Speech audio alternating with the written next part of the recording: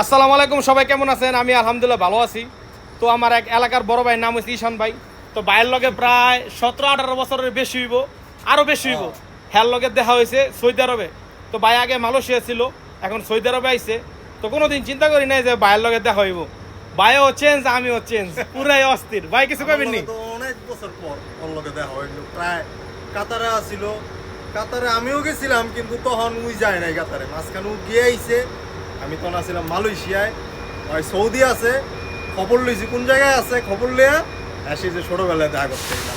অনেক বছর পর। হ্যাঁ, আমরা যখন খেলতাম মানিকপুরে, ওই যে মুজানি, আমরা মুন্সিগঞ্জ সদরে থাকতাম। তো ভাইয়ের মানিকপুর বাসার সামনে যে মার্কেটটা করছে, কি জানি মার্কেট খেয়াল নাই আর কি, মানিকপুরে সদর হাসপাতালে একটা মাঠ ছিল। তো ওই মাঠে ভাইয়েরা খেলতো, আমরা চায় চায় দেখতাম, বল আইনা দিতাম। বা দেখা গেছে 6 মারতো ভাই।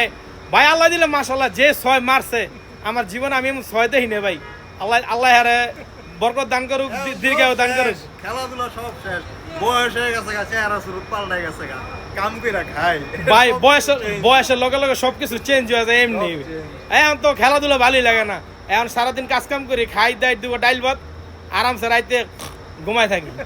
তো যাই হোক, সবাই দোয়া করবেন আমাদের জন্য, ভালো থাকবেন। আসসালামু আলাইকুম। ওয়ালাইকুম আসসালাম। আসসালামু আলাইকুম।